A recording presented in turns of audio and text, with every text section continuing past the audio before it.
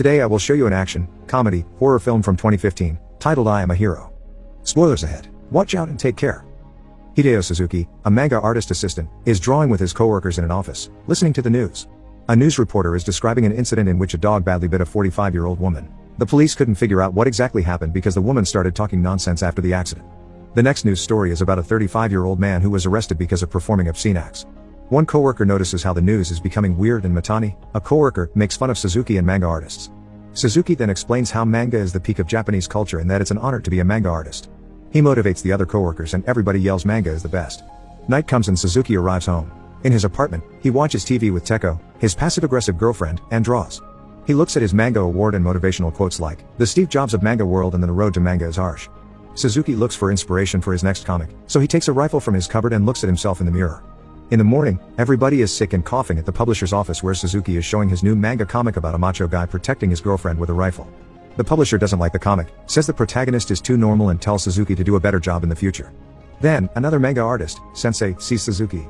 Sensei is more popular than him but shared the Newcomer Manga Artist Award with Suzuki 15 years ago. Later in his apartment, Suzuki is fighting with Teko who wants to sell the rifle so they can get at least some money and pay rent. She also wants to sell his award along with his manga books. Teko is sick of Suzuki's failures and his unfulfilled dreams of becoming the next best manga artist. So in a fit of rage, she breaks up with him and kicks him out of the apartment. Suzuki then goes to the park with his gun and starts looking at Sensei's comic book. Sitting next to him is a homeless man who is shaking and looks like he is in pain but Suzuki doesn't pay any special attention. The next morning, Suzuki is in his office with his coworkers, drawing and watching the news again. There is a report about a new infection that has already killed 4 people. Suzuki's colleague is sweating and not feeling well. She leaves and Matani explains to the others how she got the virus from Sensei. Matani notices how she had the same bite mark on the neck as Sensei, and that's how he figured out they were sleeping together. Their boss enters the room and he also has a bite mark. They are confused and ask him about the deadline but don't notice his eyes getting darker. Later, everybody is asleep at the office when Suzuki's phone suddenly rings. It's Teko who apologizes for last night and wants to continue their relationship. While talking on the phone, helicopters pass over the city, but Suzuki is too focused on Teko and doesn't pay attention, again. He immediately goes to Teko's flat, bringing her favorite snack, and begs her to open the door. Nobody answers so he tries calling her on the phone. Suzuki peeks through the letter slot and sees Teko lying on the bed. Suddenly she gets up, making weird movements, and drops on the floor. Next thing we know, she's having a seizure while her body morphs unnaturally, like a demon during an exorcism. As she approaches the door, Suzuki sees her face deformed. Zombie Teko attacks Suzuki and bites his hand. While trying to get away, he accidentally stabs her in the head and leaves the apartment, fast. As he's crossing the bridge, he notices a woman with a bleeding hand and then dozens of airplanes flying through the city. When he returns to the office, Suzuki sees Matani standing next to the TV with his back turned. Suzuki thinks he's a zombie too but then sees him holding a bloody baseball bat so he quietly enters the office where the rest of his coworkers are dead zombies and Matani is the only survivor. He tells Suzuki that the only way to kill zombies is to destroy their brains and that those who get bit, get infected. But turns out, Matani is bitten too and when he starts turning into a zombie, he kills himself, screaming that the era of underpaid workers has arrived since all their bosses are now dead zombies. Another infected coworker arrives and Suzuki quickly leaves the office. In the streets, half the people aren't even aware of what's going on. Some are walking casually down the street while others are running. Within a few minutes, people start realizing that demonic-looking zombies are among them. Some start to run while others fall prey to the hungry zombies. Suzuki desperately approaches a police officer but the policeman is a zombie too and starts chasing him. Suzuki's running away as fast as he can when suddenly, he stomps on a large group of people running in one direction. Cars are bumping into each other, city buildings are burning, and people are getting run over by ambulance cars. In all that mess, Suzuki notices a cab driver who's sleeping in the taxi and is completely unaware of the zombie apocalypse. Before entering inside, Hiromi, a high school student, approaches him. She wants to get into the taxi as well but a zombie talking on the phone attacks them. Suzuki imagines he's taking out his rifle and aiming at the zombie, so he's standing frozen shooting with his fingers instead. At the same time, a man in a suit wants to take their taxi. They start to bang on the car windows and luckily manage to get into the taxi as well, instructing the driver to drive toward the countryside. On the Cat TV, the news reports the attacks as riots. It's obvious that nobody has answers. So they switch to Tokyo TV and see an anime cartoon being broadcast. Suzuki thinks Tokyo is safe because they are showing anime, but soon the channel ends the cartoon and starts reporting the attacks. As they are watching, the guy in the business suit is talking on the phone, instructing someone to shoot everyone, even the prime minister if necessary. When he hangs up, he starts complaining about the poor and suddenly reveals a bite on his arm. His blood vessels quickly turn black. He's turning into a zombie while saying, "Hey poor people, give me a tissue." The taxi driver isn't aware that the businessman is turning into a zombie so he gives him a tissue. The new zombie then bites him and then complains about poor people's meat quality. The driver opens the car door and Suzuki manages to push out the zombie. Everybody takes a sigh of relief when the taxi driver's veins start turning black too. He starts telling them how he was an excellent taxi driver for 30 years with no car accidents. Then, gets angry about it and starts driving like a madman. Hiromi goes to the back seat, and it's lucky she does because the taxi driver soon starts attacking them. Suzuki and Hiromi put on their seatbelts because the car is going at a high speed. Soon, they crash into another car and start tumbling. When Suzuki wakes up, the car is turned over but Hiromi is alive. When they leave the car, they see how the entire road is blocked because of a massive car collision. All the cars are empty and there's nobody on the road, so Suzuki and Hiromi sit on the sidewalk and start browsing the internet to find out what's going on. They read how the virus's name is ZQN and how it corrupts the personalities and bodies of the infected, causing body disparities. They read a theory that the virus will die if you climb Mount Fuji when the phone's battery dies. Night comes and they find an abandoned house to sleep in. While they are eating the melon bread Suzuki bought for Teko, they start talking about Suzuki's riffle. He tells Hiromi he didn't use it because taking out a riffle in public is against the law. He sees it more as a protection charm. Hiromi then says she also has a protection charm, her earphones. They start listening to music and she opens up, telling Suzuki she feels safe with him. When they wake up the next morning, Suzuki stares at her while she's sleeping. He likes her even though she's underage. But he notices a bite mark on her neck and takes out his rifle to protect himself. Hiromi then explains how she was bitten by her neighbor's baby 2 days ago and that ZQN can spread through breast milk, so she's probably infected. Hiromi doesn't mind Suzuki killing her cause she's got nothing left in this world anyway, but Suzuki refuses and tells her he was bitten too. He takes the rifle and swears to protect her until they reach Mount Fuji, hoping to kill the virus. They start their scary adventure and pass through a forest when Hiromi starts feeling unwell. She asks Suzuki to leave her cause she doesn't want to eat him. As a farewell gift, she gives him the earphones for good luck and begs him to leave as she starts turning. Suzuki starts running through the forest and approaches a man he notices from afar. But, the man is just another zombie. The zombie attacks Suzuki and is close to devouring his face when Hiromi arrives out of nowhere, kills the zombie, and saves Suzuki. With a half-demonic, half-human face, she starts taking out the zombie's body parts but doesn't hurt Suzuki. Instead, she helps him get up. Next thing we know, Suzuki and Hiromi are sitting near a trailer park, and Suzuki's searching for canned food. Half-zombie Hiromi is not speaking and it's obvious how she has certain zombie instincts. Still, she isn't a threat to Suzuki, so they continue their journey to Mount Fuji together.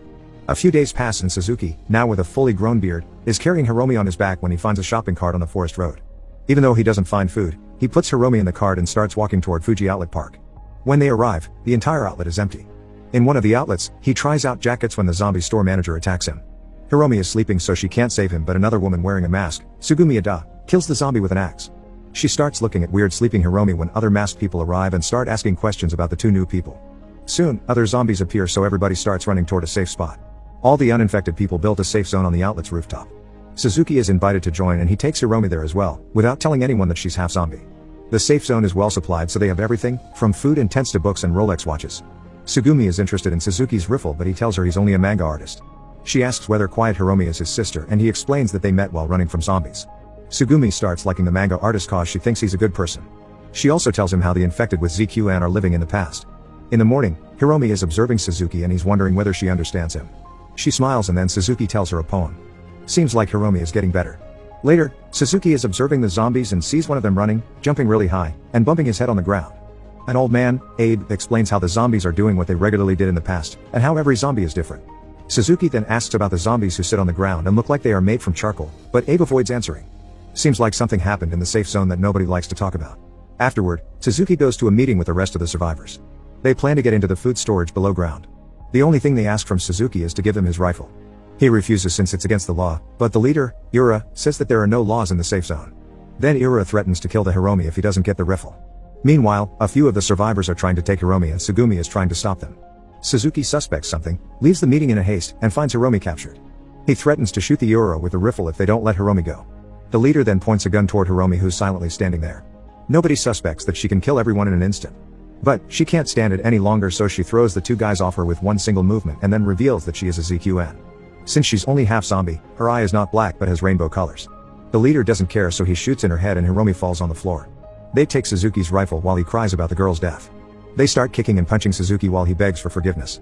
Soon, they start fighting about who's going to kill him. Seems like even humans want the taste of blood. Everybody starts fighting each other, and soon Ura is overthrown by someone else.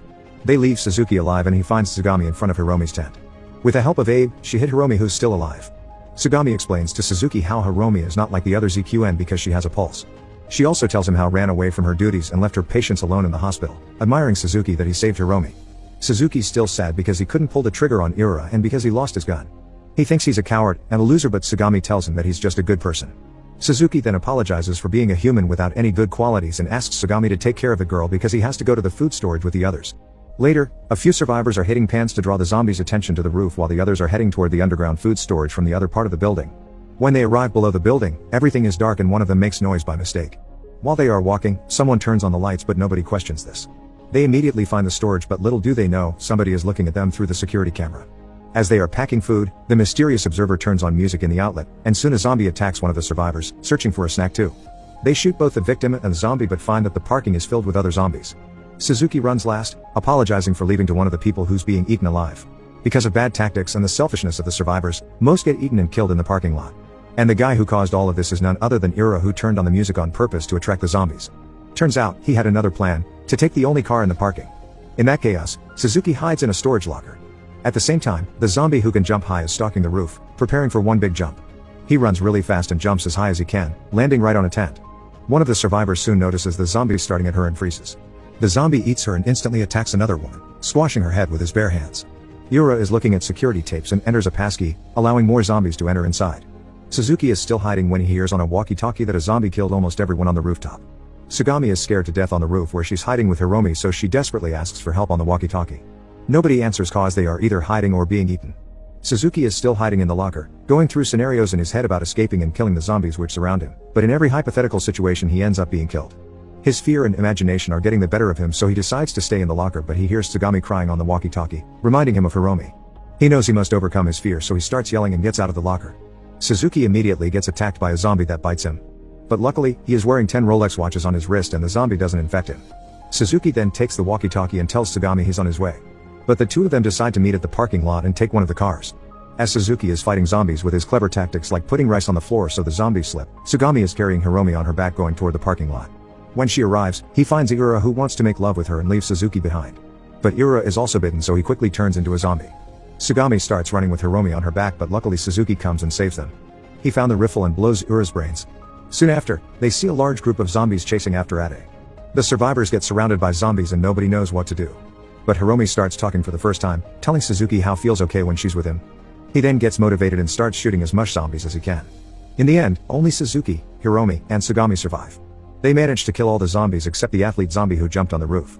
There's only one bullet left, but Suzuki manages to shoot the zombie in the head. Since the zombie's head is already squashed, he doesn't get affected by the bullet. Instead, he goes right towards Sugami and Hiromi. But the hero doesn't give up, so uses the rifle like a bat and this time destroys the zombie's brain for good. The three leave the outlet, surrounded by a river of dead zombies. In the car, Sugami lights up a cigarette and turns on music while Suzuki is wondering whether he'll turn into a zombie himself. And after all that, still doesn't think he's